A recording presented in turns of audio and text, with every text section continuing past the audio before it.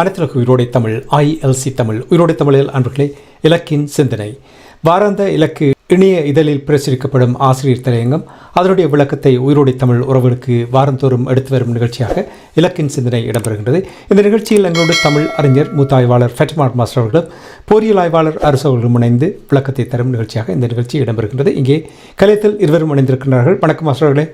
வணக்கம் தனஞ்சானி. வணக்கம் அரசு. வணக்கம் மாஸ்டர்களே. வணக்கம் தனஞ்சானி. வணக்கம் மாஸ்டர். இருவருக்கும் வணக்கத்தை தெரிவித்துக் கொண்டு மாஸ்டர், இன்றைய ஆசிரியர் தலையங்கம் என்ன என்று கூறுங்கள். உரையாடல் ராஜதந்திரம் வேறுபாடுகளுக்கு மேலாக எழுதல் இறமையை பேணுவதற்கான இன்றைய உலகின் நடைமுறை. இதுதான் இன்றைய ஆசிரியர் தலையங்கம். கடந்த வாரத்தில் இந்தியாவும் ஐரோப்பிய ஒன்றியமும் 20 ஆண்டு கால நீண்ட பேச்சுவார்த்தைகளின் பின்னர் சுதந்திர வர்த்தக வலய உடன்படிக்கையில் கையொப்பமிட்ட ஒப்பந்தங்களின் தாய் என்று பேசப்பட்ட வரலாற்று முக்கியத்துவம் வாய்ந்த நிகழ்வு புதுதில்லியில் இடம்பெற்றது.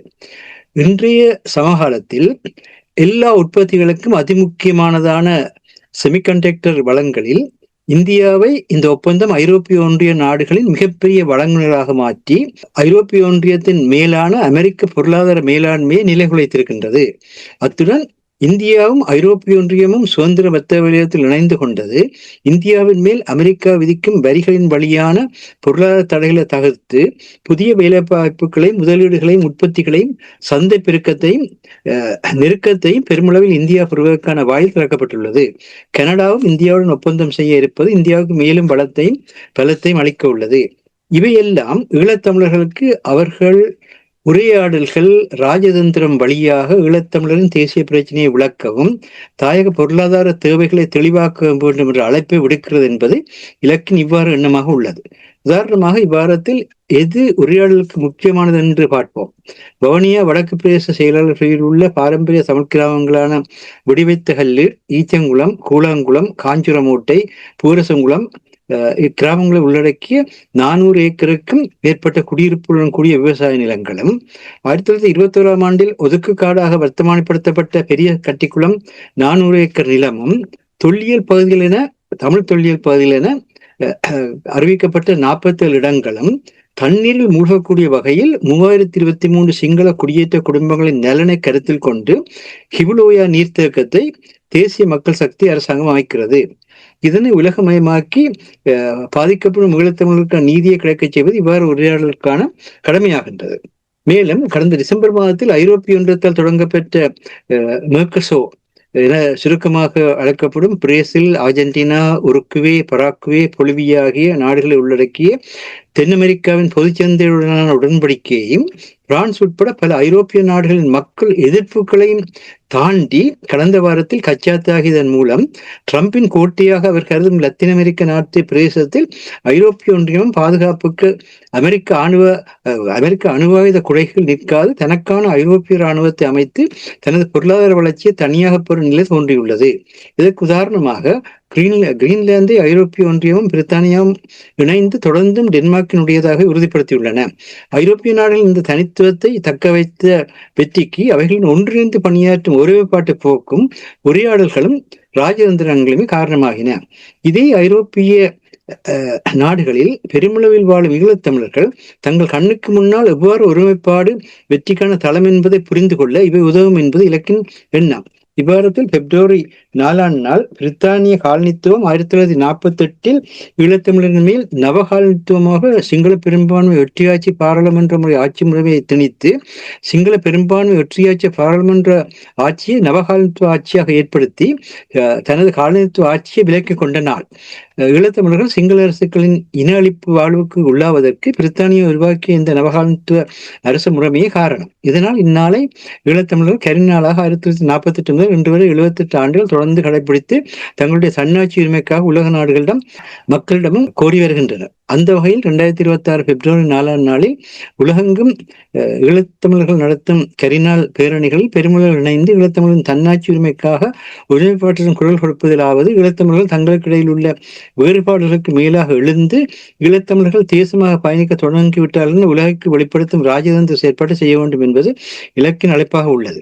ஐக்கிய ராச்சிய அரசியலமைப்பினை தேசிய மக்கள் சக்தி முன்னெடுக்க தடுப்பதற்கான பலமான குரலாகவும் இந்த பேரணிகளை அமைக்க வேண்டிய அதே நேரத்தில் தாயகத்திலும் உலகெங்கும் ஐக்கிய ராச்சியம் குறித்த நோக்கையும் போக்கையும் மக்களுக்கு விளக்க தக்க முறையில் கருத்தரங்கங்களும் மாநாடுகளும் முன்னெடுக்கப்பட வேண்டும் என்பதை இலக்கு வலியுறுத்தி கூற விரும்புகின்றது.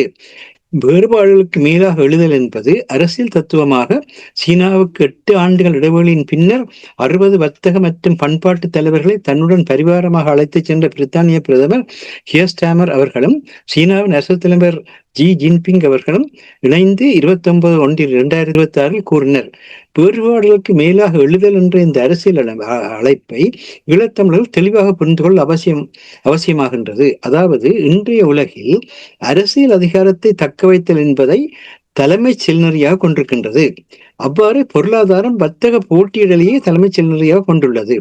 இந்நிலையில் அதிகாரத்தை தக்க வைத்தலுக்காக இந்த அழிவையும் செய்தலும் வர்த்தகத்தை உறுதிப்படுத்த களத்திறப்பு போட்டியிடுதலும் இன்றைய உலகின் அனைத்துலக சட்டங்கள் ஒழுங்குகள் ஏதுமற்ற உலகாக மாற்றியிருக்கின்றது. இதற்கு இவ்வாறு உதாரணம் ஈரான் மீதான ட்ரம்பின் ஒப்பந்தம் இல்லையில் தாக்கி அளிப்போம் என்று எச்சரிப்பு. இதனால் இந்த யதார்த்த நிலையை விலத்திவிட முடியாது என்ற நிலையில்தான் வேறுபாடுகளுக்கு மேலாக எழுதல் என்பதே நடைமுறை சாத்தியமாகும் என சீன பிரித்தானிய தலைமைகள் இணைந்து கூறியுள்ளனர். அதாவது வேறுபாடுகளாக தொடர அவற்றுக்கு நடுவில் அறிவினையும் ஆற்றலையும் தொழில்நுட்பத்தையும் பகிர்வதன் மூலம் தமக்கு தேவையான வளர்ச்சிகள் இணைதல் நாடுகளுக்கு மட்டுமல்ல ஈழத்தமிழர்கள் போன்ற தேச இனங்களுக்கு முக்கியமானதாகின்றது. ஈழத்தமிழரின் இளைய சமுதாயத்தின் உலகளாவிய இருப்பை ஈழத்தமிழரின் தாயக இளையவர்களுடன் இணைப்பதற்கான முயற்சிகள் வழியாகவே இதனை செய்யலாம் என்று இலக்கின் கருத்தாக உள்ளது. அதுவும் பில்கேட் அவர்கள் கூறியது போல இன்றைய காலம் வேக வளர்ச்சியின் யுகம் என்பதால் காலம் தாழ்த்தாது இதனை செய்ய வேண்டும். மேலும் விருப்புள்ளவர் கூட்டணி என்ற உத்தியை பிரித்தானிய பிரதமர் உக்ரைனுக்கு உதவும் விடயத்தில் கட்டமைத்த முன்மாதிரியை பின்பற்றி ஈழத்தமிழரும் தங்கள் இடையிலான வேறுபாடுகளாக இருக்க கட்டமைக்கப்படும் பொது விடயத்தில் ஒருங்கிணைந்து வேறுபாடுகளுக்கு மேலாக எழுதல் என்பதை வழக்கப்படுத்தல் வேண்டும் என்பது இலக்கின் இறுதி எண்ணமாக உள்ளது. இதுதான் இந்த வாரத்தினுடைய ஆசிய தலையங்கம். இந்த ஆசிய தலையங்கத்தின் நோக்கம் என்னவென்றால் நாங்கள் பேசுகிறோம் அந்த பழையபடி வேதாளம் முருங்க மரத்தில் என்று சொல்லி அந்த அம்புலி மாமல கதை வரைக்கும் வர்ற மாதிரி ஒரு கிழமை முடிய அடுத்த கிழமை வந்து பேச வேண்டி இருக்குது. ஆனால் நாங்கள் பேசுறதுக்கான எந்த ஒரு செயல் முறையும் நடைபெற்றதாக யாருமே என்றுமே எங்களுக்கு அத்தாட்சிப்படுத்தி காட்டினது கிடையாது. அதுக்கான ஒரு விதமான தகவல்கள் கூட கிடைக்கவில்லை. ஆனால் சிங்கள மக்களை பொறுத்த மட்டில் அவர்களுடைய ஊடகங்கள் வெளிப்படுத்துகின்ற கருத்துகளுக்கு அடுத்த கிழமையே அதற்கான செயற்பாடுகளை அவர்களுடைய அரசியல் தலைமைகள் செய்வதையும் அவர்களுடைய செயற்பாடுகளை செய்வதையும் பார்க்கின்றோம். அப்படியானால் நீங்கள் சொல்வதை சொல்லுங்கள், நாங்கள் செய்வதை செய்வோம். இந்த நிலையில் இருப்பதாக இருந்தால் ஒரு பகுதி பேசிக்கொண்டிருக்க மறுபகுதி தன்னுடைய எண்ணத்தின்படியே போகின்ற ஒரு நிலையாக இருக்கிறது ஈழத்தமிழுடைய நிலை. இதுதான் ஈழத்தமிழுடைய மிகப்பெரிய சிக்கலான நிலையாக இருக்கின்றது. அதாவது எப்பையும் நீங்கள் ஒரு நிகழ்வை அந்த நிகழ்வுக்குரிய தன்மையில் நீங்கள் எடுத்து கூறி அதற்கான திறனாய்வை செய்யுங்கள். அதில் எந்த விதமான மாறுபாடும் இல்லை. அதான் கருத்து சுதந்திரத்திலே அந்த நிகழ்வுக்கான தன்மை என்ன, அந்த நிகழ்வுக்கு ஏன் நடைபெறுகின்றது, இது என்ன மாதிரியா நடைபெற்றது, விதமான விளைவுகளை கொண்டு வரணும்னு பேசுங்கள். அது நல்ல விடயம். அதே மாதிரி அந்த நிகழ்வுகளுக்கு ஊடாக பெறும் அனுபவத்தை நீங்கள் ஒரு செயற்திட்டமாகவோ அல்லது ஒரு கல்வி முறையாகவோ மாற்றுங்கள். அப்படி மாற்றினீங்கள் என்றால் தான் ஒன்றில் அறிவூட்டலுக்களாலேயோ அல்லது என்ன செயற்பாட்டு முறைமைகளாலேயோ அது பலனை தரும். ஆனால் அந்த மாதிரியாக எதுவுமே இல்லை. சரி, ஐக்கிய ராஜ்யத்துக்கு எதிரான ஒன்று சொன்னால் முதல் ஐக்கிய ராஜ்யத்துல என்ன இருக்கின்றது என்பதை சட்டத்திறனிகள் தெளிவாக சொல்ல வேண்டிய நிலைமை இருக்கின்றது. அப்படி சொல்கின்ற பொழுது இது கொண்டுவரப்படுவதால் ஏற்படக்கூடிய நன்மைகளையும் கூறி அதை கொண்டுவரப்படுவதால் ஏற்படக்கூடிய தீமைகளையும் கூறுகின்ற பொழுதுதான் அது உண்மையான ஒரு ஆய்வுக்குள் வரும். அப்படி விட்டு தாங்கள் தனிய ஐக்கிய ராஜ்யத்துக்கு எதிர் என்று ஒரு சொல்லு மாத்திரம் சொல்லுவோமா இருந்தால் அது பரப்புற நிலைக்கு நிற்கும். இதுதான் நடந்து கொண்டிருக்கிறது. அப்ப அதை இன்னொரு மொழிபெயர்த்து அதை போடுகின்ற பொழுது அதை பரப்புரையாக பதிவு செய்வாரே தவிர அதை ஒரு ஒரு பகுப்பாய்வாக பார்க்க மாட்டார்கள். இந்த இந்த நிலைமைகள் எல்லாம் இருக்கின்றன. இப்போ உங்களுக்கு தெரியும், அறகலே போராட்டம் நடைபெற்ற பொழுது அந்த சட்டத்தரணிகள் சங்கம் எவ்வளவு துல்லியமாக அந்த சிங்கள மக்களுக்காக செயல்பட்டார்கள் என்பதை அப்பொழுது நாங்கள் பார்த்திருந்தோம். அதைத்தான் நீங்கள் இப்போ கூறுகிறீர்கள் இல்லையா? ஆமா, அதாவது எதையும் பகுப்பாய்வு செய்யுங்கள். இப்ப உதாரணமா இப்ப கார்ல் மார்க்ஸ் உலகத்தினுடைய மிகப்பெரிய தத்துவ ஆசிரியர். ஆனால் அவர் ஒரு அரசாங்கத்தை அமைக்க சொல்லவில்லை. ஒரு கட்சியை வச்சு அரசாங்கத்தை அமைங்க, ஒரு நாட்டை ஆளுங்கொண்டு எல்லாம் சொல்லவில்லை. அவர் என்ன சொன்னார்?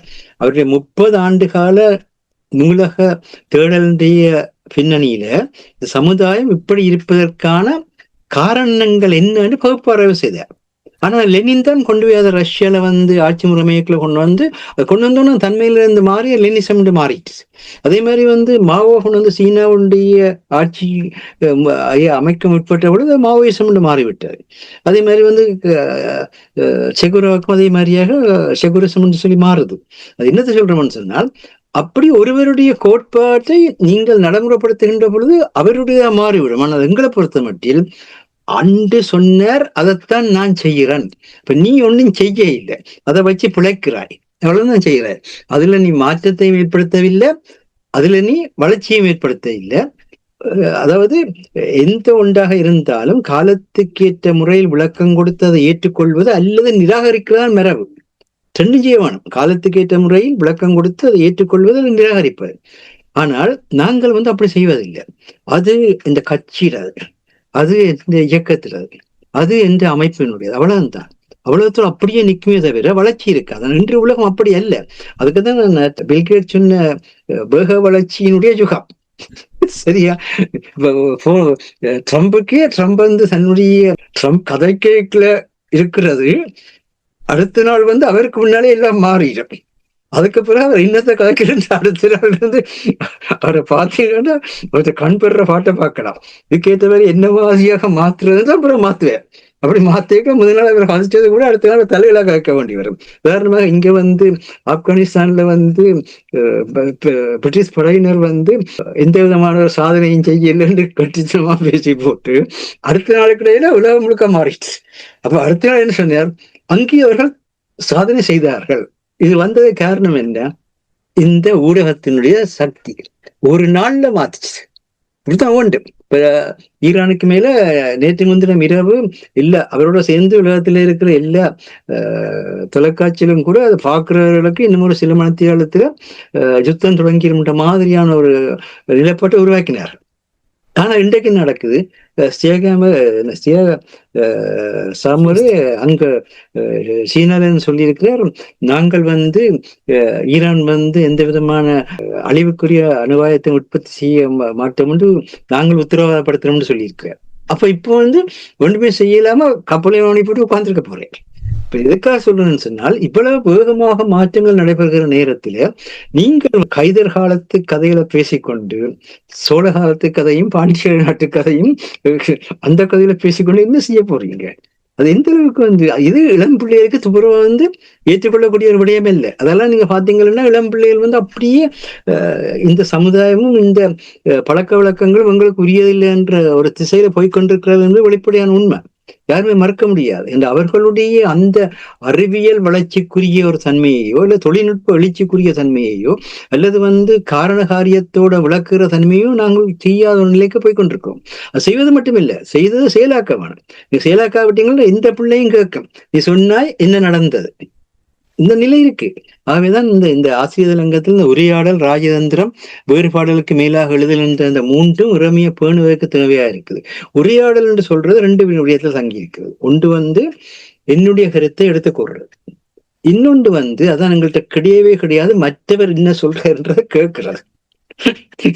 மற்றவர் என்ன சொல்றதுன்ற கேட்டீங்க கொண்டால்தான் உங்களுடைய உரையாடலுக்கும் அவருடைய உரையாடலுக்கும் இடையில ஒரு பொருந்திர இடம் பெறும். அந்த பொருந்துற இடத்துல நீங்கள் நட்புதன்மை வேறு, உணர்ச்சி பழகுதல் வேண்டாம், உணர்ச்சி தான் நட்பங்களை அங்கதான். அப்ப அந்த இடத்துல நீங்கள் பொருந்தினீங்கள் என்றால் அதுல நீங்கள் இணைந்து செயல்படுறதுக்கான தன்மை வேறு. ஆனால் இது கேட்காமலே நான் சொன்னது சரி, நீ சொன்னது சரி, இவ்வளவுதான். இதான் போய்கொண்டிருக்கு. இப்ப இது நான் மேலும் மேலும் இது இது இது போரியலோடும் சம்பந்தப்பட்ட விடயம். இந்த போரியலும் இந்த பிரச்சனை முந்தி இருந்தது. இப்ப எல்லாம் போர்க்களில் எல்லாம் நேத்தைக்கு போன வாரத்துல இருந்த மாதிரி இந்த வாரம் இருக்காது. அவ்வளவுக்கு மாறிக்கொண்டு போகுது. தொடர்ந்து போரியல் துறையோட இருக்கிற முறையில அரசு இந்த காலத்தோடு சேர்ந்து வளர்ற சேவையை பற்றியும் இந்த உரையாடல்ல ராஜதந்திரம் இருக்கு. இப்பயும் நான் சொன்னதைத்தான் அந்த நூடமே பெற்றுக்கொள்ள வேண்டிய உரையாடல் ஒரு உரையாடல் நடக்காது. அதுக்கேற்ற மாதிரி நீங்கள் விட்டு கொடுத்து இப்ப ட்ரம்ப் கிரீன்லேண்டை விட்டுட்டு நினைக்கிறீங்களா? இல்ல, கிரீன்லேண்டோட இருக்குது. ஆனா இப்ப விட்டு கொடுத்து கொண்டிருக்கிறார். இப்ப அதான் ராஜதந்திரம். இப்ப வச்சா ஐரோப்பிய ஒன்றியத்தோட பிரச்சனை வரும். அப்ப அதுக்காக வேண்டி ஆனா ஒரு கட்டம் பிரேக்ல சொன்னார்கள், அமெரிக்காவோட அணுக்குடையின் கீழ் தான் நீங்கள் இருக்க வேணும். எப்படித்தான் உங்களோட தனியான இராணுவத்தை கட்டி எழுப்பினாலும் அது உங்களுக்கு பாதுகாப்பு தராது என்று இப்ப சொல்லாம சொல்லுகிறார்கள். இது ஈரான நேரடியாக அச்சுறுத்தின மாதிரி இது மறைமுகமாக அச்சுறுத்தப்படுகிறது. நீங்கள் எங்களோட அமெரிக்காவோட குடைக்குள்ளான் இருக்க வேணும். அப்ப அந்த மாதிரியான உரையாடல் அவர் செய்து கொண்டு போய் அதுக்குள்ளால வெற்றி பெறுகிற பொழுது இவர்களாகவே கூட்டிக் கொண்டு அவர் அங்க இருக்கிற தன்மையை கொண்டு வருகிறார்.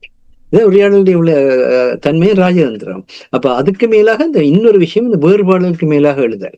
இன்றைக்கு எந்த நிலையிலும் எல்லா இடத்திலும் வேறுபாடு இருக்குது என்ற அறிவு வேகமாக வளருது. பிள்ளைகளுக்கும் ராஜதந்திரக்கும் இடையில வேறுபாடு இருக்குது, ஆசிரியர்களுக்கும் மாணவர்களுக்கும் இடையில வேறுபாடு இருக்குது. நாங்கள் இங்கு மட்டும் இல்லை, அரசுக்கும் தெரியும். அரசு ரசாயன பிரசாக இருந்தவர் பிசிக்ஸ்லயோ சரி அல்லது கெமிஸ்ட்ரியிலயோ சரி, நாங்கள் 80ஆம் ஆண்டு படிப்பிச்ச எந்த ஒன்று அப்படியே இருக்குது. 90ஆம் ஆண்டு படிப்பிச்சதாக எங்க அந்த மாதிரி இருக்குது. அது சயின்ஸ்ல கூட அப்படி இருக்குது. அப்ப இந்த மாற்றத்தை உணர்ந்து கொள்ளுங்க, மாற்றத்துக்கு ஏற்ற மாதிரி போங்க. மாற்றத்துக்கு ஏற்ற மாதிரி போறதுக்கு தான் இந்த பிரச்சனை கூட இந்த இது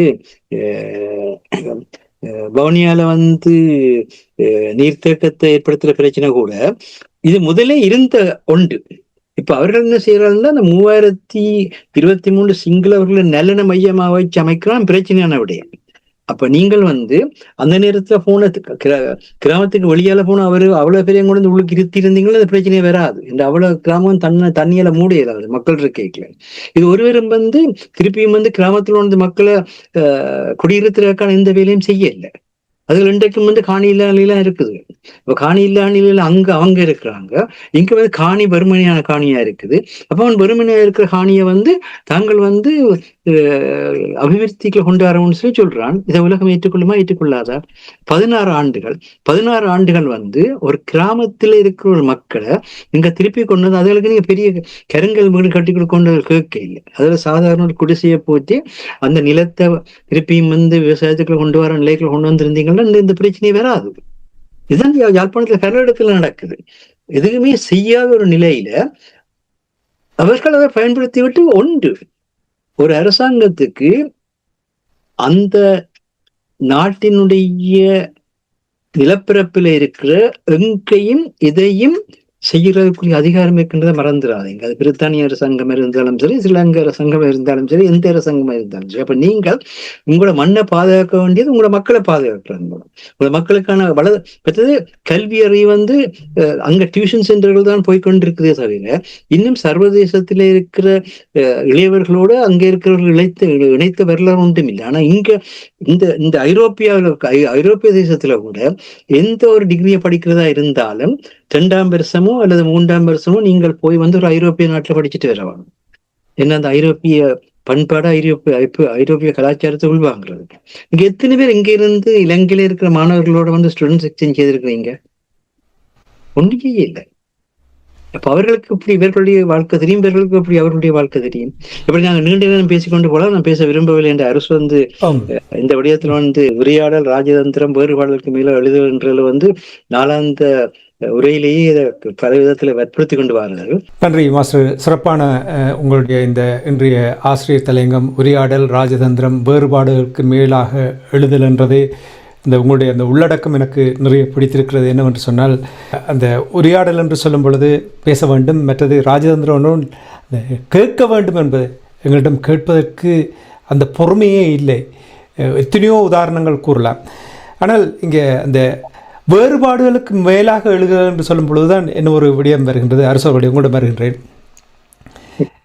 எனக்கு நல்ல ஞாபகம் இருக்கிறது 7-8 ஆண்டுகளுக்கு முன்னதாக சீனா தொடர்பாக இங்கே போராட்டங்கள் நடைபெற்றது, மனித உரிமைகள் மீறல் நடைபெறுகின்றது. அங்கே நடந்த பெரிய ஒரு சம்பவத்தை பிபிசி நிறுவனமே பெரிய ஒரு நிகழ்ச்சி ஒன்றை நடத்தி அங்கே மனித உரிமை மீறல்கள் நடைபெறுகின்றது, அவர்களை நாங்கள் தடுக்க வேண்டும். அது மட்டும் இல்லாமல் உங்களுக்கு தெரியும், ஹுவாவே என்ற ஒரு நிறுவனம் இருக்கின்றது, தொலைத்தொடர் கருவிகளை தயாரிக்கின்ற நிறுவனம். அந்த நிறுவனத்தினுடைய கருவிகளை நாங்கள் இங்கே பயன்படுத்தக்கூடாது என்றால் ஊடுருவார்கள், ஒட்டி கேட்பார்கள் என்று எல்லாம் நுறிய கதைகள் சொன்னார்கள் கடந்த ஒரு 7-8 ஆண்டுகளாக. இன்று 2026ஆம் ஆண்டு ஜனவரி மாதம் கியஸ்டாமா அவர்கள் பெய்ஜிங்கில் ஷி ஜின்பிங் அவர்களுடன் கைகோத்து இன்று நிறைய ஒப்பந்தங்கள் செய்திருக்கிறார்கள். வேறுபாடுகள் இருந்தது, இதுதான் தமிழர்கள் நிறைய கற்றுக்கொள்ள வேண்டிய விடயம். வேறுபாடுகள் இருந்தது. இந்த நாட்டினுடைய நிலைமை, டொனால்ட் ட்ரம்ப் பெரிய பாரிய மாற்றத்தை ஏற்படுத்தி இருக்கிறார். இந்த நிலைமையால் இந்த நாடு அதில் பாதாளத்துக்கு தள்ளப்போகின்றது. வேறுபாடுகளை ஒரு பக்கத்தில் வைத்துவிட்டு நாங்கள் ஒப்பந்தங்களை செய்ய வேண்டும் என்று அங்கே போய் செய்திருக்கிறார்கள். இந்த நிலைமை தமிழர் தரப்புக்கு புரிந்திருக்கின்றார். இந்த நிலைமையை பிழை என்று நம்புகிறீர்களா அல்லது அரசியல் முதிர்ச்சி தான் இதற்கு காரணம் என்று நீங்கள் நம்புகிறீர்கள்? உண்மைதான். அரசியல் முதிர்ச்சியும் தனது மக்கள் தொடர்பான, நீங்கள் நான் பல தடவை கூறியிருக்கிறேன், நீங்கள் உன்ற நாட்டையோ உன்ற மக்களையோ நீங்கள் லவ் பண்ண வேண்டும். இல்லை என்று சொன்னால் நீங்கள் போராடுவதில் எந்தவித அர்த்தமும் இல்லை. பாருங்கள், வியாழக்கிழமை 29ஆம் தேதி பெய்ஜிங்கின் மக்கள் மண்டபத்தில் நடந்த சந்திப்பில ஸ்டாமர் என்ன கூறினார் என்று சொன்னால், நெருக்கமான மூலோபாய கூட்டாண்மைக்கு 2 தலைவர்களும் அழைப்பு விடுத்திருந்தனர். ஸ்டாமர் என்ன கூறினார்? சீனாவுடன் வணிகம் செய்வது நடைமுறைக்கு ஏற்ற தேர்வாகும். உலகின் 2வது மிகப்பெரிய பொருளாதாரத்துடன் முதிர்ந்த உறவுக்கான நேரம் இது என்று ஸ்டாமர் கூறினார். இங்கிலாந்துக்கும் சீனாவுக்கும் இடையிலான நீண்டகால நிலையான மற்றும் விரிவான மூலோபாய கூட்டாண்மை தேவை என்பது எனக்கு நீண்ட காலமாக தெளிவாக தெரியும் என்றும் ஸ்டாமர் கூறியிருக்கிறார். ஆனால் 8 வருஷத்துக்கு பிறகுதான் போயிருக்கிறார். சரி, சீன அதிபர் சொன்னதை பாருங்கள், அதுதான் முக்கியமான. நீங்கள் கேட்ட கேள்விக்கு அவரே பதில் சொல்லியிருக்க, நான் சொல்ல தேவை. நல்ல விஷயங்கள் பெரும்பாலும் சிரமங்களுடன் தான் வருகின்றன. நாட்டின் மற்றும் அதன் மக்களின் அடிப்படை நலன்களுக்கு ஏற்ப செய்வது சரியான செயலாக இருக்கும் வரை தலைவர்கள் சிரமங்களில் இருந்து வெட்கப்பட மாட்டார்கள். நீங்கள் உங்களோட மக்களுக்கு நாட்டுக்கும் எது நடக்கும் என்றால் நீங்கள் வெட்கப்பட தேவையில்லை, துணிச்சலுடன் முன்னேறுவார்கள். முடிஞ்சது, தெளிவாக சொல்லியிருக்கிறார்கள். உங்க நாட்டுக்கும் உங்க மக்களுக்கும் இது நடக்கும் என்று சொன்னால் எந்த ஒரு தலைவரும் வருவதும் இல்லை, துணிச்சலாகவே அவர்கள் முன்னேறுவார்கள். இதுதான் ஒரு முதிர்ந்த அரசியல் தலைவர்களுக்கு உரிய சிறந்த பண்பு. இப்ப தெரியுதான் ஏன் அவர்கள் வல்லரசாக இருக்கிறார்கள். நான் அடிக்கடி சொல்வதுண்டு, அவர்கள் வல்லரசாக இருக்கிறார்கள் என்றால் அதற்குரிய தகுதி இருக்கிறது, ஆளுமை இருக்கிறது, அவர்களிடம் விட்டு கொடுப்பு இருக்கிறது. இப்போ நீங்கள் பாருங்கள், போர் இடுபவனை விட மன்னிப்பவன் மிக பெரும் பலசாலியாக இருப்பான். அந்த மனநிலைக்கு நீங்கள் வர வேண்டும். இது அதுவும் தேவையில்லை. நீங்கள் உங்கள் மக்களுக்காக கதைச்சீர்களா? யாராவது உங்கள் மக்களுக்காக கதைச்சீர்களா? இல்லை. உங்களை ஸ்டேட்டஸுக்காக கதைப்பீங்க, உங்களை சொந்தத்துக்காக கதைப்பீங்க. உங்களுக்கு வேறும் பிரச்சனை வந்துடக்கூடாதுன்றதுக்காண்டி உங்களோட சொந்த மக்களையே காட்டி கொடுத்துட்டு போவீங்க. நான் முன்னர் கதைச்சதுதான். எரிக் சொல்லியும் கொழும்பில் இருக்கிற ஊடகத்துக்கு கொடுத்தது ஒன்றுதான். காரணம் தாய்லாந்துல நல்ல லைஃபை கண்டோன்னு மாறிட்டார். அதான் அவற்ற தியரி. அப்ப இங்க வந்திருக்கிறார்கள் இவ்வளவு, அது ஒரு கிழமை போன காரணம் இப்படி மாறினா இங்க இருக்கிறார்கள் நிலைமையை நீங்க யோசிச்சு பாருங்க. அப்ப இவன் அங்க போராடி எடுத்து குடுப்பினம் என்று நம்பினா அந்த சனம் அங்கே விட்டு போச்சு, அங்க போராட்டம் விட்டு போச்சு. இப்ப சரி, அங்க இருக்கிற அமைப்புகளையோ அல்லது அரசியல் தலைவர்களையோ எடுத்து பாருங்க. அதாவது தமிழ் மக்கள்லாம் ஃபர்ஸ்ட் யோசிச்சார்களா? இல்ல. என்னென்று சொன்னால், இங்கு ஒரு அமைப்புகளை கட்டி அமைக்கும் போதோ அல்லது எதுவுமோ தனித்துவமாக செய்யுங்கள் தான் நான் கூறுவது. அதற்கு இந்தியாவையோ சீனாவையோ கலக்க அவர்களுடன் பேச்சு டயலாக்கை மேற்கொள்ளுங்கள். ஸ்டாமர் போனவுடன் 2 பேரும் தங்கள் நாட்டு நலன்களுக்கு நின்றுதான் பேசுகிறார். ஓடிப்போய் சீனாவை தொப்புள் கொடி உறவுன்னு சொல்ல இவர், அவர் இல்ல பிரித்தானியா தான் எங்கிட முப்பாட்டன் சொல்லவும் இல்லை. இங்க முப்பாட்டனும் கிடையாது, தொப்புள் கொடியும் கிடையாது. அவன் ஒரு இனம், நான் ஒரு இனம். அதுதான் தெளிவான இதுல இருந்து நீங்கள் முதல் இறங்கி வாருங்கள். சிறிய இனம் பெரிய இனம் ஒன்று இல்லை. யாழ்ப்பாணத்தை விட குறைந்த மக்கள் தொகையை கொண்டதுதான் மாலத்தீவு.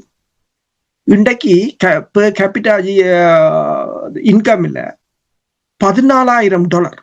அதுக்கு அடுத்ததான் நிக்கிறது ஸ்ரீலங்கா. இப்ப நீங்கள் எல்லாம் யோசிக்க கூட இப்ப இந்தியாத்துல காதல் ஸ்ரீலங்கால பரமப்பட்டதுன்னு ஸ்ரீலங்கா பரமப்பட்டது இல்லை, இந்தியா தான் பரமப்பட்டது, 4வதா நிக்குது. இது IMF போட்ட இந்த 2026ஆம் ஆண்டு புள்ளி விவரம். மாலத்தீவின் கேபிட்டா கிட்டத்தட்ட $14,000, இலங்கையில 4,500, அதுக்கு பிறகு பூட்டான், அதுக்கு பிறகுதான் இந்தியா நிக்குது. அப்ப கிட்டத்தட்ட யாழ்ப்பாணத்தை விட குறைஞ்ச மக்கள் தொகை. இன்றைக்கு சீனாவோ இந்தியாவோ போய் அவன் இப்ப இந்திய ராணுவத்தின் தளத்தை வெளியேற சொன்னால் வெளியேறிட்டு இறமைய அதுக்குள்ளதான் நிக்கிறார்கள். இதுல சிறிய இனம் பெரிய இனம் ஒன்று இல்லை. அப்ப என்னென்று சொன்னால் நீங்கள் எந்த நாட்டுடனும் இப்ப பாருங்கள், ஐக்கிய நாடுகள் சபை இல்லை. ஏன்? ட்ரம்ப் அமைச்சு விட்டார் பீஸ் கவுன்சில். அப்ப பர்மிங்கத்தில் இருக்கிற பேராசிரியர் ஒரு கட்டுரை எழுதியிருக்கிறார், ஐக்கிய நாடுகள் சபையை இல்லாமல் பிரைவேட்டைசேஷன். அவர் என்னன்னு சொல்லியிருக்காருன்னா UN பிரைவேட்டைசேஷன் செய்திருக்கிறாங்க என்றால் இனிமேல் ட்ரம்பின் கம்பெனி அது $1 பில்லியன் கட்டி நீங்க சேரலாம். ஆனால் அவர் நினைச்சா அரையும் பிளத்தல. இப்ப மாக்காணியே கலைச்சிட்டார். நீ சைனாவை சொன்ன வழியால் நீ வரையில்லாத அவர்கிட்ட இன்விடேஷன் விட்ரோ பண்ணியாச்சு. இப்ப பாகிஸ்தானாவே கன பேர் போய் நிக்கிறாங்க, பிரச்சனை இல்லை. இப்ப அர்ஜென்டினா எல்லாம் போய் சேர்ந்துருக்கிறாங்க, கொஞ்சம் தோஸ்துகள் இருப்பாங்க. அப்ப இப்ப UN எல்லாம் இனிமேல் பிரைவேட்டைசேஷன், நீங்க ஒரு கம்பெனி நடத்துற மாதிரி தான். அப்ப அப்படியான ஒரு நிலையாகத்தான் இருக்கிறது. அப்ப இந்த நிலையில போன கதைக்கு மாஸ்டர் சொன்னார், என்ன இந்த நிலையில நாங்கள் என்ன செய்யலாம்? நாடுகளைத்தானே நீ பார்க்கும். இந்த விடயங்களே புரியுற தன்மை நம்மிடம் இருக்கிறதா? எங்களுடைய விடுதலைக்காக போராடுகின்ற எங்களுடைய பிரதிநிதிகள் இருக்கிறார்களானே, அவர்களுக்கு இந்த புரிதல் இருக்கிறதா? அவர்கள் உண்மையா விடுதலைக்கு போராடினா இருந்திருக்கும். விடுதலைக்கு போராடுற மாதிரி நடிக்கிறவன்ட்டே இருக்க மாட்டேன் நாங்கள் என்ன எதிர்பார்க்கிறோம். ஏன்னா நடிகனுக்கும் நீங்க சண்டை காட்சியில பார்க்கலாம், ஹீரோ என்ன அதுதான் டூப் உண்மையா. ஆனா டூப் போடுறவன் தான் உண்மையா இருப்பான். ஆனால் எங்களுக்கு பார்க்கும்போது ஹீரோ உண்மையாகவும் அவன் டூப்னு தான் சொல்லுவாங்க. அது அப்படிதான் அந்த உலகம் கட்டி அமைக்கப்பட்டிருக்கு. அத இந்த இவங்களும் கச்சிதமா பிடிச்சு கொண்டிருக்கிறாங்க. இதுல இருக்கிறவர்களுக்கு உண்மையில் இவர்கள் விடுதலைக்காக போராடி இருந்தீர்கள் என்று சொன்னால், விடுதலை என்றது என்ன? விடுதலை என்றது அதுக்கு துணிச்சல் வேண்டும். தன் மண்ணிலேயே இருந்திருப்பாங்களே. இப்ப JVP காரங்க ஓடினாங்களே. சோமவஞ்ச அமரசிங்கா இந்திய தூதரத்துக்கு போய் 88ஆம் ஆண்டு இந்தியா கொண்டு போனா திரும்பி போயிட்டார் இந்த நாட்டுக்கு. நாடு திரும்பி போயிட்டார். சரி, வெளியில இருக்கிறவங்களும் சின்சியரா தான் இருக்கிறாங்க. அவங்க தங்களோட வாழ்க்கையை பார்த்தாலும் நாடு வரைக்கும் அவங்க ஒற்றுமையா இருக்கிறாங்க. ஒரு நாளும் தன் நாட்டை இன்னொரு நாட்டுக்கு அடைய வச்சதும் இல்லை, கொடுத்ததும் இல்லை. எரிக் சொல்லமே அதைத்தான் கூறினார். இந்த வாரம் கொழும்பு உலகத்துக்கு கொடுக்கும் போது இலங்கை என்றால் அவங்க இலங்கை ஃபர்ஸ்ட் நிக்கிறாங்க, அமெரிக்கா ஃபர்ஸ்ட் நிக்குது, EU ஃபர்ஸ்ட் நிக்குது. அதுதான் உண்மை. அவங்க கேட்ட கேள்விதான். சீனாவும் ஜியோ பொலிட்டிக்ஸ்ல சீனாவும் உங்களுக்கு உதவி செய்யுது, இந்தியாவும் உதவி செய்யுது.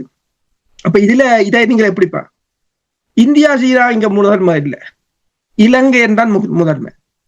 அதை நீங்கள் வச்சு கொண்டீங்கன்னா சரி, நீங்களே யாரையும் ஹேண்டில் பண்ணீங்க. அதுதான் எங்களுக்கு தேவை.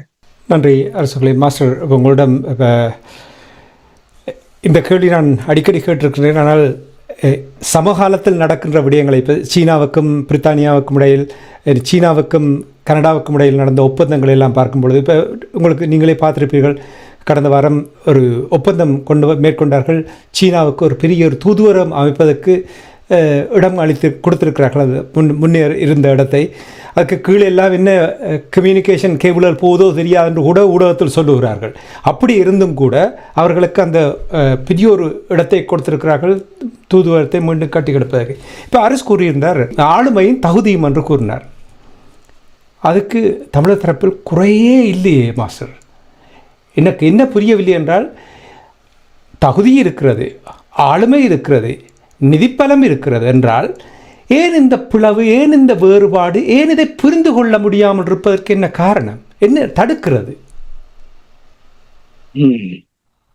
ஒரு நல்ல கேள்வி.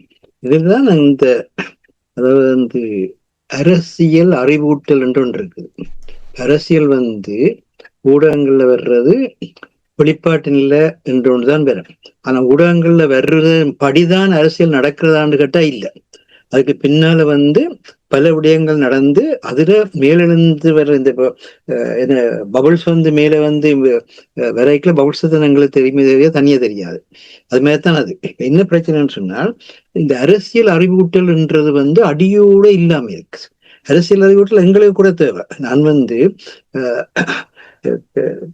2000 ஆண்டுல பட்டப்படிப்புகள் எல்லாம் படிச்சு முடிச்சாலும் இன்றைக்கு எங்க போறோம்ன்றாலும் இன்றைக்கு நாங்க திருப்பி அதை அப்டேட் பண்ணி கொண்டுதான் நாங்கள் அதை பற்றி பேசுறதுக்கு போவோம். பேரசிட்ட கேட்டா அதே பதில்தான் சொல்லி கெமிஸ்ட்ரி அவர் யாழ்ப்பாணத்துல பேராசிரியராக இருக்கேக்கல எனக்கு யாழ்ப்பாணத்துல கெமிஸ்ட்ரி தெரியும் தானே இன்னும் ஒன்றும் செய்யறார். அதுக்கு இன்றைக்கு எத்தனையாயிரம் மாற்றம் வந்துட்டோன்னு எங்களுக்கு தான் தெரியும்.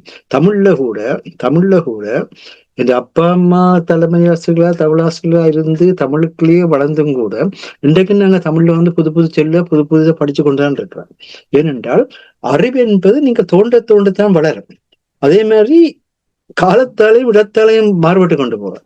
ஆனா எங்களை பொறுத்த மட்டும் எங்களுக்கு தெரியும் இதுதான் முறை, இப்படித்தான் செய்யணும், முடிஞ்சு சரித்திரம். இதுதான் முறைன்னு சொல்லி ஒரு முடிவுக்கு வந்தீங்களோ அதோட சரித்திரம் முடிச்சு. நாங்கள் பிடிச்சதுக்கு 3 கால்னு நீங்க அடுத்த கட்டத்துல நாங்க பிடிச்சதுக்கு 3 கால்னு சொன்னா அடுத்தவன் இல்லடா அது ஒரு கால் உடைஞ்சிட்டுறா அதெல்லாம் 3 காலா இருக்குன்னு சொல்ல இல்ல 4 காலம் தான் இருந்தது கேட்கலன்னு சொல்லி போனீங்க. அதாவது பிரச்சனை. இவ்வளவும் ஈழத்தமிழர்கள் பார்த்து வந்த விடயங்கள் தானே, அதுதான் எனக்கு புரியவில்லை. இப்போ நீங்கள் அரசியல் அறிவூட்டம் என்று சொல்லும் பொழுது அந்த போராட்டம், இப்ப அரசியல் அறிவூட்டலுக்கு என்ன செய்திருக்கிறோம்? இவ்வளவு காலத்துக்கு 16 வருஷம் திறந்த முறையில அரசியல் அறிவூட்டல வழியா வளர்த்திருக்க சந்தர்ப்பம் இருந்தது. தமிழர்களுக்குள்ள அரசியல்ல மட்டுமில்லை எல்லாத்திலும் இருந்திருக்கிறார். இன்றைக்கு யாராவது சரி இன்றைக்கு நடந்து கொண்டிருக்கிற உலக அரசியலை சரியான முறையில் சிந்தித்து செயலாற்றக்கூடிய திறனுள்ளவர்கள் பொதுநிலையில் இருக்கின்றார்கள் இல்லைன்னு சொல்ல வேண்டிய நிலை இருக்கு. என்று சொன்னால் பொதுநிலையில் இருக்கிறவர்களுக்கு அதை பற்றிய ஒரு அறிவு கூட இல்லை.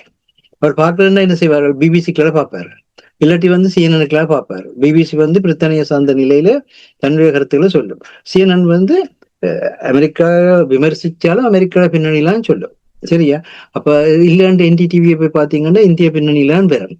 அப்ப எங்களுடைய பின்னணியில சொல்றதுக்கு யார் சொல்லுகிறார்கள்? இதுல எல்லாம் அந்தந்த இப்ப இந்த மதிப்புக்குரிய பேராசிரியர் சிவத்தம்பி அவர்கள் கூறுவார்கள், கம்யூனிசம் கூட பொதுவுடைமை தத்துவம் கூட ஐரோப்பிய பின்னணியில தான் கார்ல் மார்க்ஸால சொல்லப்பட்டது. அந்த ஐரோப்பிய பின்னணியில சொல்லப்பட்ட அந்த கம்யூனிச தத்துவம் அந்த பொதுவுடைமை என்ற நிலையில எங்களுக்கு முறியதாக இருக்குது. கம்பனம் அதை பேசியிருக்கிறோம், அது வேற விடயம். அப்ப எங்களுக்கானதாக எங்கட தேசியத்துக்கு எங்கட மண்ணுக்கு மாற்றப்பட வேணும்னு சொல்லுவார். அதுதான் லெனின் செய்தார். இப்ப பாருங்க, நாங்கள் உலகத்துல அதுல பின்னணியில இருக்கிறோம் என்றால் இந்த சர்வதேச நாணய நிதியத்தினுடைய ஆசிய பசிபிக் திணைக்கள பணிப்பாளர் கிருஷ்ணா ஸ்ரீனிவாசன் சென்ற கிழமை இலங்கைக்கு போனார். இலங்கைக்கு போன உடனே அவர்கள் என்ன செய்தார்கள்? வளமையா குழம்புல வச்சு சாப்பாடு கொடுத்து அனுப்பி இருந்துருவாங்க. இவர்கள் என்ன செய்தார்கள்? இந்த பாதிக்கப்பட்ட இடங்களுக்கு போய் நேரடியா மக்களை பாருங்க, நேரடியா பாதிப்பை பாருங்கன்னு அனுமதித்தார்கள். இல்ல என்ன நடந்தது? நீங்க செய்கிற செயற்பாடுகள் எல்லாம் மக்கள் பாராட்டுகிறார்கள், நீங்கள் இயன்ற அளவுக்கு சரியான செய்கிறீர்கள். அது சொன்னா சொல்ல இல்லையா? ஏன் சொன்னார்? நேரடியாக களத்துல போய் நேரடியா மக்களை பார்த்ததன் மூலமாக அந்த அறிவை வச்சுக்கொண்டு சொல்றாரு. அப்ப நீங்க ஸ்ரீலங்காவுக்கு எதிராக இவ்வளவுதான் நீங்கள் என்னதான் பரப்புரையை செய்து கொண்டிருந்தாலும் அந்த ஒரு வசனத்துல யார் கிறிஸ்டின் ஜோர்ஜியோ முகாமத்துவ பணிப்பாளர் வாரக்கிழமையோ அடுத்த கிழமையோ அங்க போய் இன்னும் கூடுதலாக பணத்தை வாரி வழங்குறக்கூடிய தன்மைக்குள்ள வாரார்கள். இப்ப என்ன நடந்தது? மக்களை காட்டினார்கள், மண்ணை காட்டினார்கள்.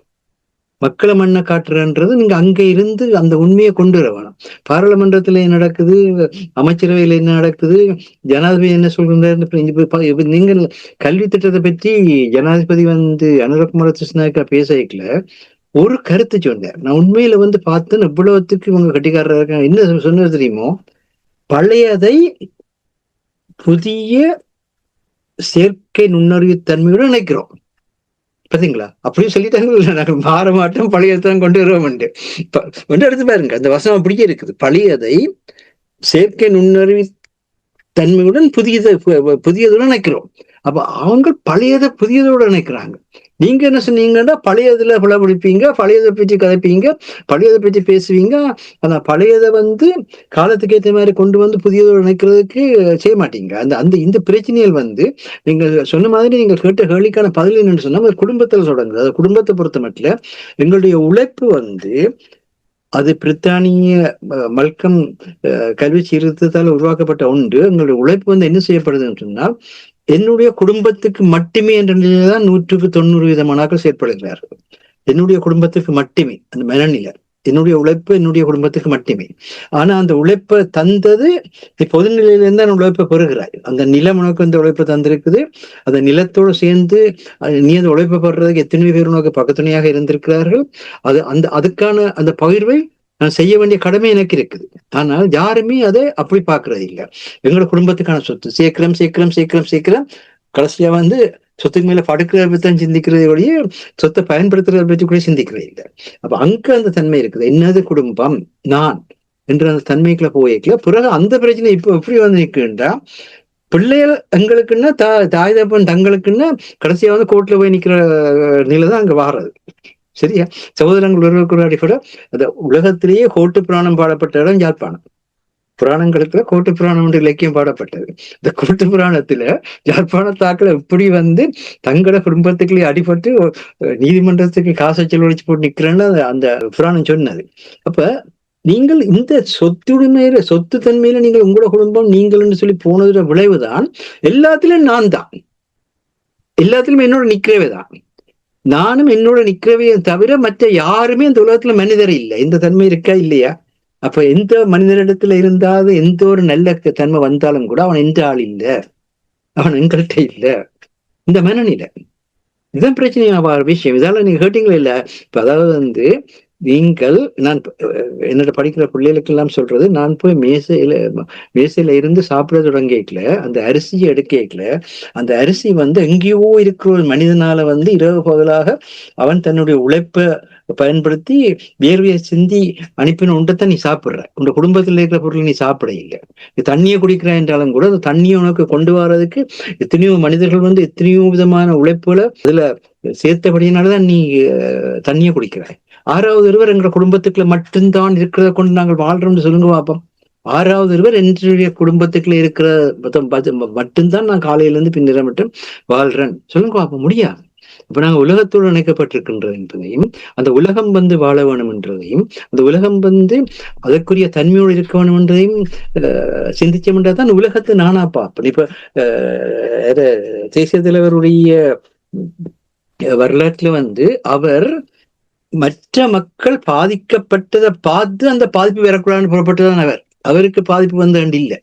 ஆனா அடுத்த மக்கள் பாதிக்கப்பட்டதை பார்த்து சொல்வாரு, ஒரு இடத்துல சொல்வாரு என்னென்றால், எல்லாரும்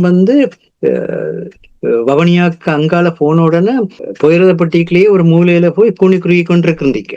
நீங்கள் இலங்கையில எந்த இடத்திலும் தன்மானத்தோட போவதற்கான நிலையை உருவாக்க என்று சின்ன வயசுல சொன்னவர். தன்மானத்துக்குரிய உருவாக்க இல்லையா? இவர் சொன்ன இதே வசனத்தை என்னுடைய அப்பா சொல்லியிருக்கார். அங்க மட்டக்களப்புல திருவண்ணூர்ல படிப்பிச்சுட்டு வரைக்கும் ஆணவர் மட்டும் எல்லாரும் உண்டா போட்டு ஆணவர் வந்த உடனே ஒரு பட்டிக்குள்ள போயிருந்து கூணி குறுகி கொண்டு யாழ்ப்பாணத்துக்கு வரையணும் என்ற அந்த சாதியோட இருந்தா இந்த சாதியோட சாப்பிட்டா என்று பெரும் பிரச்சனை. அப்ப உங்களுக்கும் தன்மானத்தை நீங்க உணருங்க. தன்மானத்தை உணர்ந்தவன் இதுக்குமே கேட்பட மாட்டான். மற்றவண்ட சன்மானத்தை இருக்க. இப்ப நாங்கள் இன்றைக்கு இலங்கையை பற்றி நாங்கள் பெருசா கதைக்கல. ஏன் கதைக்கலன்னு சொன்னால், அங்க என்ன நடக்கிறது என்பதில்ல முக்கியம், நீ அங்க என்ன செய்ய போறாய்னா உனக்கு முக்கியம். அதான் முதல் முக்கியம். அந்த செய்ய போறது முதல் இங்க கட்டமைக்கப்பட்டு ஆர்கனைசேஷன் கட்டமைப்புக்குள்ள அந்த கட்டமைப்பு அதை செய்யறதுக்குரிய ஆற்றலை பெற்று அந்த ஆற்றல் வரைக்கலாம் நீங்க அங்க செய்யலாம். அந்த அந்த கட்டமைப்பு உலகத்தால் அங்கீகரிக்கப்பட வேண்டும். உலகத்தால் அங்கீகரிக்கப்படவற்றை நீங்க உலக உதவியில் எடுக்க மாட்டீங்க. எங்களுக்கு எதுவுமே வேண்டாம். இந்த ஊடகத்தை எடுங்க. இந்த ஊடகத்தை உங்களுக்கு தெரியும், இந்த ஊடகத்தை வளர்க்கறதுக்கு எல்லாரும் என்ன பாடுபட்டவை என்றது எல்லாருக்கும் தெரியும். ஆனா இந்த ஊடகம் வளர வேணும் என்ற அடிப்படையில யாருமே சேர்ப்பதில்லையே. சரியா? என்னை பற்றி சொல்லி போட்டான் அவனுடைய ஊழலத்தை அடிக்க வேணும், அவனை பற்றி சொல்லி போட்டான் அவனுடைய ஊழலத்தை அடிக்கணும். இந்த நிலையில போறீங்க.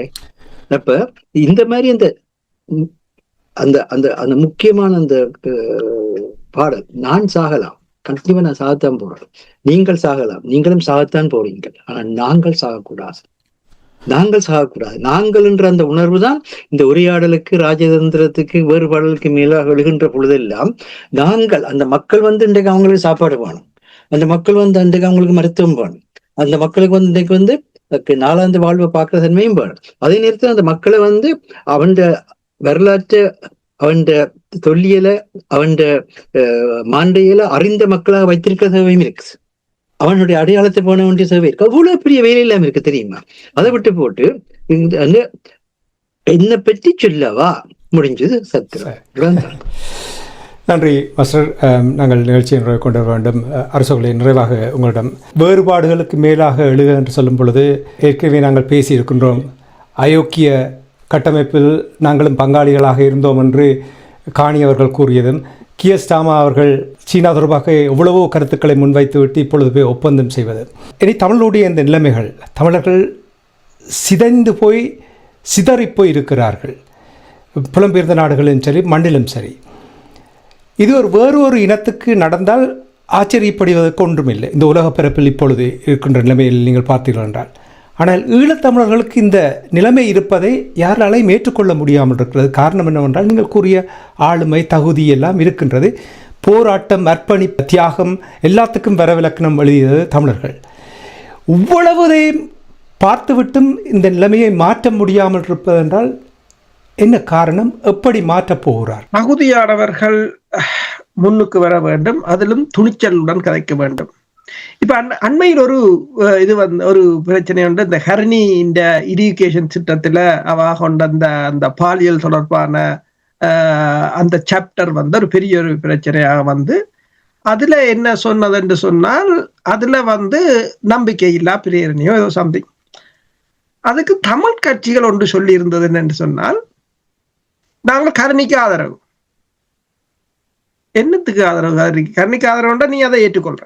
உனக்கு கருணிக்கு ஆதரவு அது எங்க தேவை? நீ ஏற்றுக்கொள்றியே இல்லையா? அது முடிஞ்சா நீ ஏற்றுக்கொண்டா கருணிக்கு ஆதரவு, ஏற்றுக்கொள்ளாட்டி கருணிக்கு ஆதரவு இல்லை.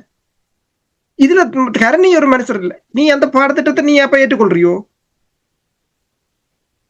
இத பேசுற நீ பேச கருணிக்கு ஆதரவு சொன்னா நீ இங்க கருணி எங்களுக்கு ஒரு பிரச்சனை இல்லை.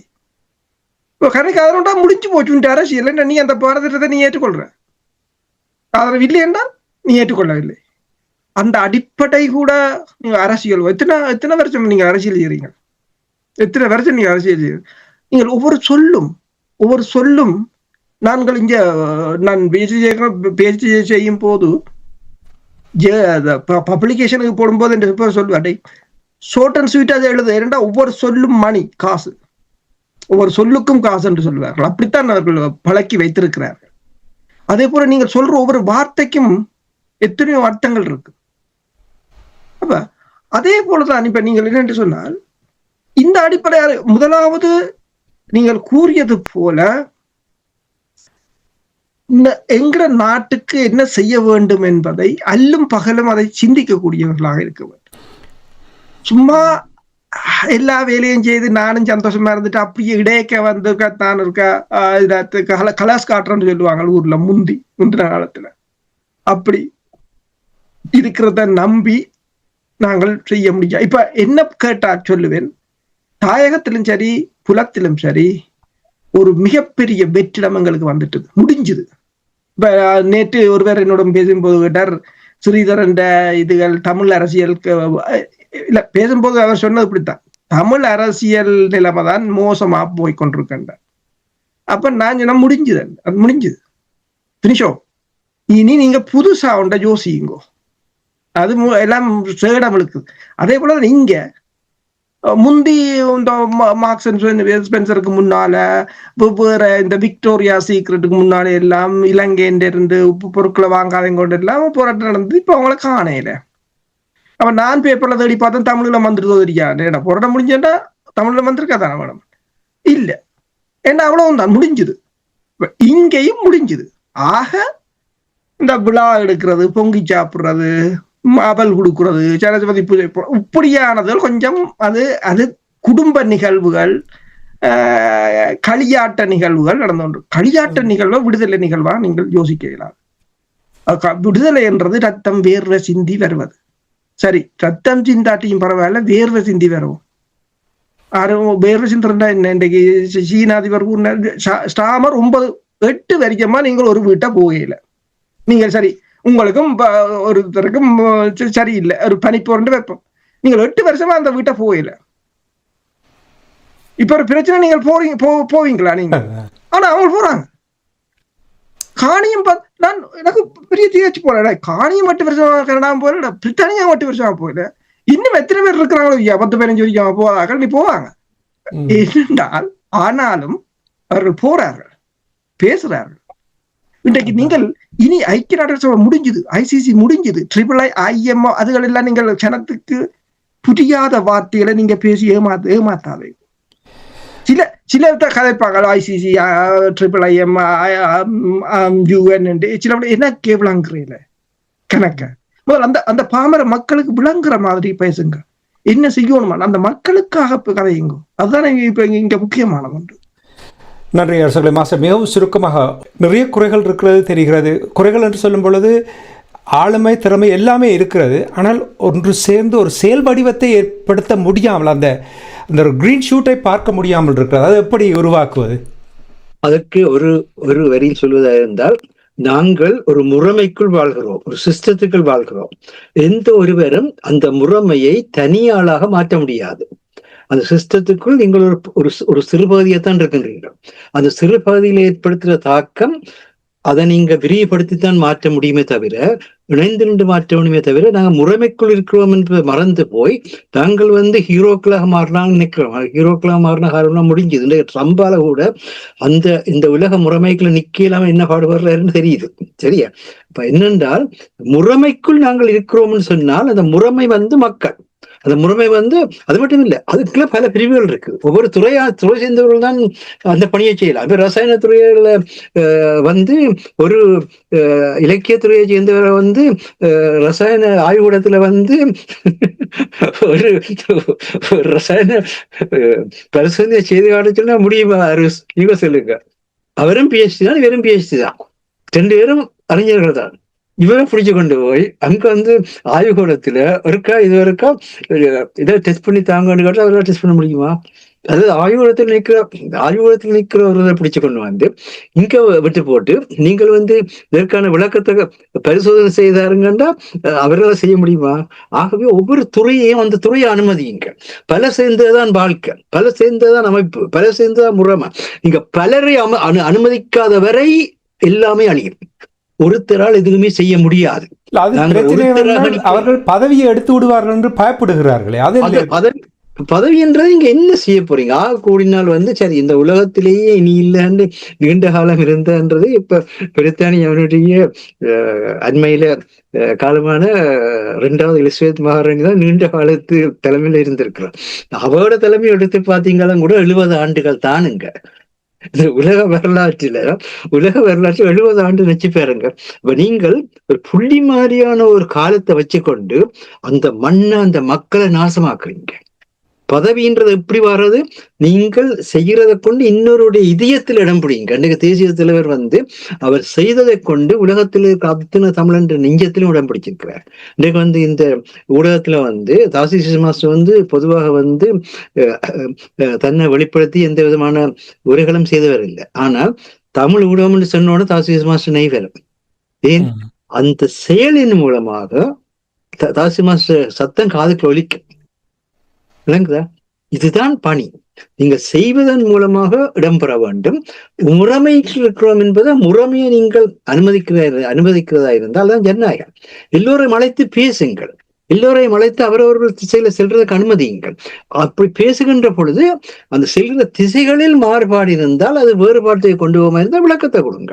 அது எந்த பிரச்சனையும் இல்லை. ஆனா இல்லை, நாங்கள் கீறின கூட்டுக்களாலேயே நாங்கள் செல்ல வேண்டும் சொல்லி முடிவெடுத்தீர்களா இருந்தால் இந்த காலத்துல வீட்டுல பிள்ளைகளே உங்களை ஏற்றுக்கொள்ளாது. எந்த ஒரு வீட்டையாவது வெளிநாட்டில் இருக்கிற வீடுகள்ல இந்த மாதிரியாக நீங்கள் அவர்களுடைய சுதந்திரத்தை அனுமதிக்காத வகையில், சுதந்திரம் உண்டா என்ன, ஒருவர் தன்னுடைய முழு திறமையையும் பயன்படுத்தி அடுத்தவருக்கு தீங்கு செய்யாத முறையில வாழ்வதுதான் சுதந்திரம். அப்ப நீங்கள் ஒவ்வொரு அறிவை பெற்றுக்கொண்டு போய்களோ ஒவ்வொரு விதமான தன்மை வேறு, அதை பயன்படுத்த அனுமதிங்க.